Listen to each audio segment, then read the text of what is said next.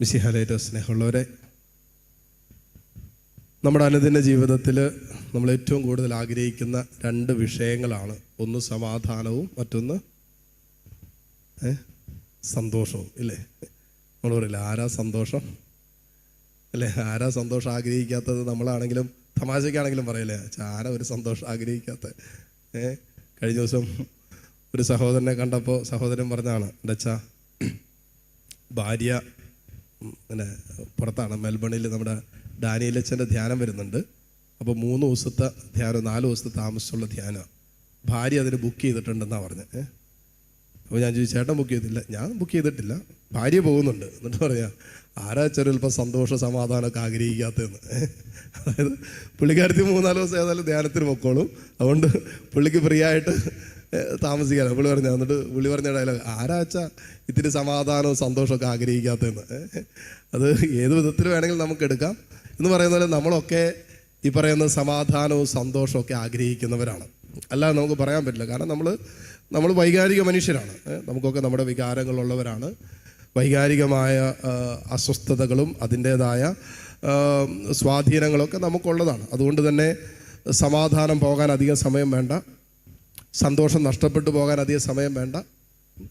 ഇതൊക്കെ നമ്മൾ അനുഭവിച്ചുകൊണ്ടിരിക്കുന്ന കാര്യങ്ങളാണ്.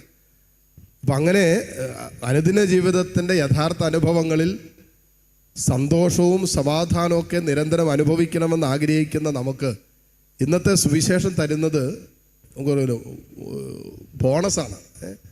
പറയാണ്, നിങ്ങൾക്ക് സന്തോഷമുണ്ടാകാനും സന്തോഷം പൂർണ്ണമാകാനും വേണ്ടിയിട്ടാണ് ഞാനിത് പറഞ്ഞത്.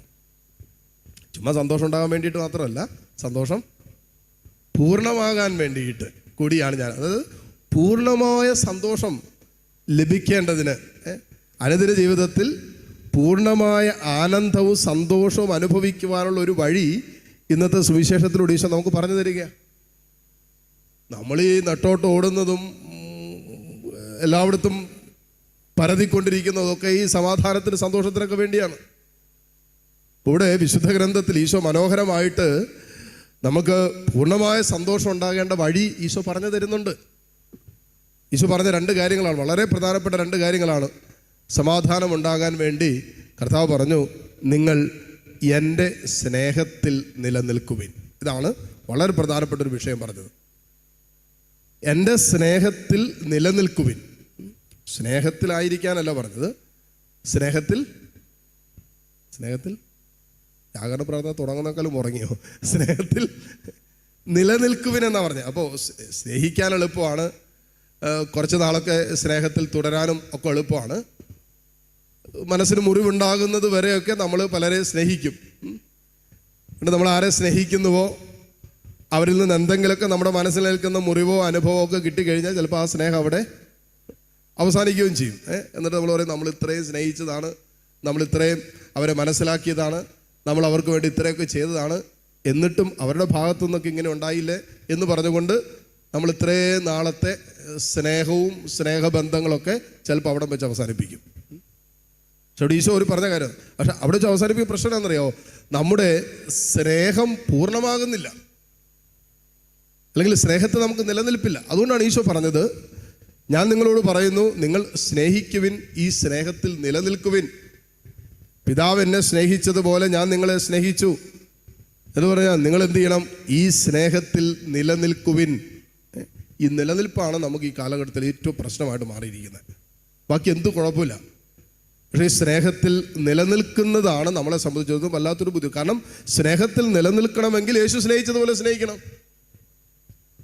നമ്മുടെ ജീവിതാനുഭവങ്ങൾ നമ്മളെ പഠിപ്പിച്ച സ്നേഹത്തിലല്ല, സമൂഹം നമ്മളെ പഠിപ്പിച്ചുകൊണ്ടിരിക്കുന്ന സ്നേഹമല്ല, ലോകം നമ്മളെ ഇന്നോളം കാണിച്ചു തന്നവും പഠിപ്പിക്കുകയോ സ്നേഹത്തിൽ പോയാൽ നമുക്ക് ഒരിക്കലും സ്നേഹത്തിൽ നിലനിൽക്കാൻ പറ്റില്ല. കാരണം ലോകം മാറും, മനുഷ്യർ മാറും, സ്വഭാവം മാറും, അവരുടെ പ്രതികരണ ശൈലി മാറും, അവരുടെ നമ്മളോടുള്ള സമീപനത്തിനൊക്കെ മാറ്റം ഉണ്ടാവും. അപ്പോൾ എന്ത് സംഭവിക്കും? ഈ സ്നേഹം നിലനിൽക്കില്ല, ഈ സന്തോഷം നിലനിൽക്കില്ല, അത് അവിടെ അവസാനിപ്പിക്കും, ഈ ബന്ധം അവസാനിക്കും. അതുകൊണ്ട് സ്നേഹത്തിൽ നിലനിൽക്കണമെങ്കിൽ ഈ സ്നേഹം നമ്മളിൽ ഹൃദയത്തിൽ കിട്ടണം. ഈശോയുടെ സ്നേഹം ഇതാണ് പരിശുദ്ധമായ സ്നേഹം, ഇതാണ് നിലനിൽക്കുന്ന സ്നേഹം. അപ്പൊ നിലനിൽക്കുന്ന സ്നേഹം അനുഭവിക്കുന്നവനെ സ്നേഹത്തിൽ നിലനിൽക്കാൻ പറ്റുള്ളൂ. നിലനിൽക്കാത്ത സ്നേഹത്തിൻ്റെ അനുഭവത്തിലാണ് ഒരുവൻ നടന്നു പോകുന്നതെങ്കിൽ, ജീവിതത്തെ സമർപ്പിക്കുന്നതെങ്കിൽ, അവൻ്റെ സ്നേഹവും ഈ സ്നേഹത്തിന് മുറിവുണ്ടാകുമ്പോൾ ഇല്ലാതായിത്തീരും. അതുകൊണ്ടാണ് ഈശോ പറഞ്ഞത്, ശിഷ്യന്മാരോട് പറഞ്ഞു, പിതാവ് എന്നെ സ്നേഹിച്ചതുപോലെ ഞാനും നിങ്ങളെ സ്നേഹിച്ചു. നിങ്ങൾ ചെയ്യേണ്ട ഒറ്റ കാര്യമുള്ളൂ, സ്നേഹത്തിൽ നിലനിൽക്കുവിൻ. അതുകൊണ്ട് നമ്മൾ ആദ്യം പ്രാർത്ഥിക്കേണ്ട എന്നാണെന്നറിയോ? നമുക്ക് ആനന്ദം ഉണ്ടാകാൻ, നമ്മുടെ ആനന്ദം പൂർണ്ണമാകാൻ, ഈശോയെ നിന്റെ സ്നേഹത്തിൽ നിലനിൽക്കാൻ നീ എന്നെ സഹായിക്കണമേ.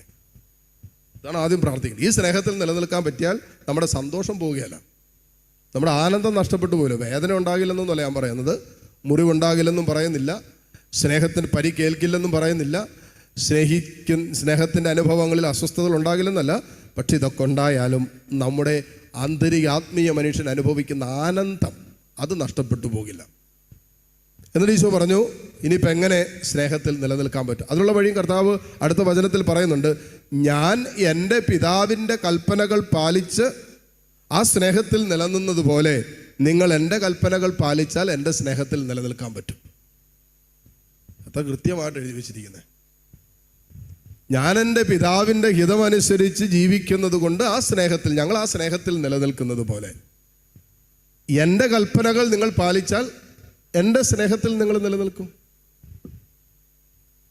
ഹല്ലേലൂയ. ഈശോ പറഞ്ഞു, ഞാൻ നിങ്ങളെ സ്നേഹിച്ചു, പിതാവ് എന്നെ സ്നേഹിച്ചതുപോലെ ഞാൻ നിങ്ങളെ സ്നേഹിച്ചു. പറഞ്ഞു, ഞാൻ പിതാവിനെ സ്നേഹിക്കുകയും ഞങ്ങൾ ആ സ്നേഹത്തിൽ നിലനിൽക്കുകയും ചെയ്യുന്നത് പോലെ ഞാൻ നിങ്ങളെ സ്നേഹിക്കുകയാണ്. എന്നിട്ട് പറഞ്ഞു, നിങ്ങൾ ഈ സ്നേഹത്തിൽ നിലനിൽക്കുക. എന്നിട്ട് ഈ നിലനിൽക്കാനുള്ള കാര്യം ഈശോ പറഞ്ഞത്, ഞാൻ എൻ്റെ പിതാവിൻ്റെ കൽപ്പനകൾ പാലിച്ച് ഈ സ്നേഹത്തിൽ നിലനിൽക്കുന്നത് പോലെ നിങ്ങൾ ഞാൻ പറയുന്നതനുസരിച്ചാൽ, എൻ്റെ കൽപ്പനകൾ പാലിച്ചാൽ എൻ്റെ സ്നേഹത്തിൽ നിലനിൽക്കാൻ പറ്റും. അപ്പോൾ സ്നേഹത്തിൽ നിലനിൽപ്പുണ്ടാകണമെങ്കിൽ നമ്മൾ അനുസരിക്കാൻ തയ്യാറാകണം, ദൈവകൽപ്പനകൾ പാലിക്കാൻ തയ്യാറാകണം. ഇത് രണ്ടും സംഭവിച്ചാൽ നമ്മുടെ ആനന്ദം ആർക്കും എടുത്തു കളയാൻ പറ്റില്ല. നമ്മുടെ ഉള്ളിലുള്ള സന്തോഷം ആർക്കും നശിപ്പിക്കാൻ പറ്റില്ലെന്ന് മാത്രമല്ല, ഈശോ പറഞ്ഞില്ലേ, ഞാൻ നിങ്ങളോട് ഇത് പറഞ്ഞത് എന്തിനാ? നിങ്ങളുടെ സന്തോഷം, എൻ്റെ സന്തോഷം നിങ്ങളിൽ കുടികൊള്ളാനും നിങ്ങളുടെ സന്തോഷം പൂർണ്ണമാകാനാണ്. ഒരു പൂർണ്ണമായ സന്തോഷത്തിൽ നമുക്ക് ജീവിതം കൊണ്ടുപോകാൻ പറ്റും. അതല്ല എങ്കിൽ നമ്മുടെ ജീവിതം മുഴുവൻ പരാതിയും പരിഭവമായിരിക്കും. സന്തോഷിക്കാൻ പറ്റില്ലെന്ന് മാത്രമല്ല, ദുഃഖത്തിലും അതിൻ്റെ വിപരീത, നമ്മൾ പറയില്ലേ, അതിൻ്റെ ഓപ്പോസിറ്റ് ഇഫക്റ്റ് ആയിരിക്കും നമ്മളിൽ ഉണ്ടായിക്കൊണ്ടിരിക്കുന്നത്. വിപരീത അനുഭവങ്ങളായിരിക്കും നമ്മൾ ഉണ്ടായിക്കൊണ്ടിരിക്കുന്നത്. അതായത് ആനന്ദിക്കുന്നതിന് പകരം, സന്തോഷിക്കുന്നതിന് പകരം നിരാശയും ആകുലതകളും ഭയവും ടെൻഷനും സങ്കടവും പരാതിയും പിറുപിറുപ്പൊക്കെ ആയി ഒരു ജീവിതം മാറും. കാരണം എന്താ? ഈ ആനന്ദം നഷ്ടപ്പെട്ടു പോയി. ആനന്ദം നഷ്ടപ്പെട്ടു പോകുമ്പോൾ അതിൻ്റെ വിപരീത ഇഫക്റ്റ് നമ്മളിൽ ഉണ്ടാകും. സ്നേഹം നഷ്ടപ്പെട്ടു പോകുമ്പോൾ സ്നേഹത്തിൻ്റെ വിപരീത അനുഭവങ്ങൾ ഇഫക്റ്റ് നമ്മളിൽ ഉണ്ടാകുന്നത് പോലെ, പ്രകാശമില്ലാതാകുമ്പോൾ ഓട്ടോമാറ്റിക്കായിട്ട് അന്ധകാരം വരുന്നത് പോലെ നമ്മൾ വിപരീത ഇഫക്റ്റ് സംഭവിക്കാൻ തുടങ്ങും. അപ്പോൾ ഒന്ന് വിപരീത എഫക്റ്റ് ഉണ്ടാകുന്നത് മാത്രമല്ല, നമുക്ക് ആനന്ദിക്കാൻ പറ്റിയല്ല. അതാണ് ഏറ്റവും പ്രശ്നം.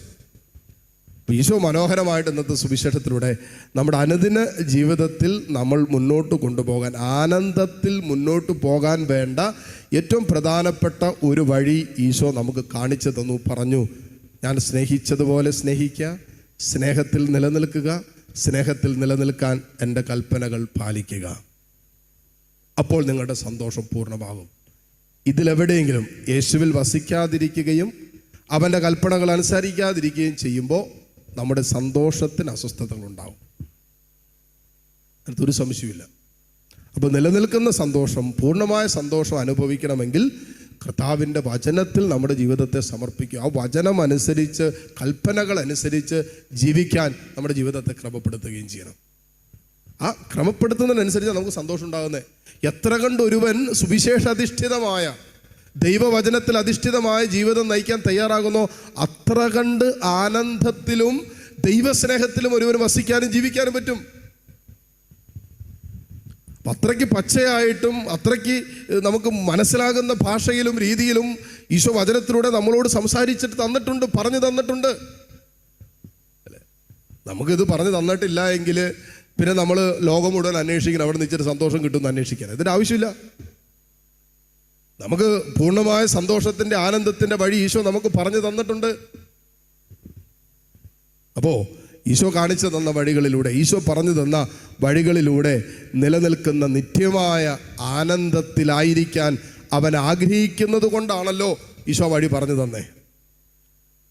നമ്മൾ നമ്മുടെ മക്കൾക്കൊക്കെ ചില കാര്യങ്ങൾ പറഞ്ഞു കൊടുക്കുന്ന എന്താ? മക്കളോട് പറയും, പ്രാർത്ഥിക്കണോട്ടാ, എവിടെ പോയാലും പ്രാർത്ഥിക്കണം, ദേവാലയത്തിൽ പോകണം, ഞായറാഴ്ചത്തെ കുർബാന മുടക്കരുത്, പറ്റുമ്പോഴൊക്കെ കിടക്കുന്നതിനും പ്രാർത്ഥിച്ചിട്ട് കിടക്കണം എന്നൊക്കെ നമ്മൾ പറഞ്ഞു കൊടുക്കുന്നതിന് കാരണം നമ്മൾ ജീവിതത്തിൻ്റെ അനുഭവങ്ങളിൽ, ഇന്നലകളിൽ കടന്നുപോയ ജീവിതത്തിൻ്റെ ദുരനുഭവങ്ങളിലും വേദനകളിലും സങ്കടങ്ങളിലും തകർന്നു പോകാൻ സാധ്യതയുള്ള അനുഭവങ്ങളിലൊക്കെ പ്രാർത്ഥനയുടെ കരുത്തിലാണ് നമ്മൾ ആ വിഷയത്തെ തീച്ചൂള അനുഭവങ്ങളെ അതിജീവിച്ച് കടന്നു വന്നത്.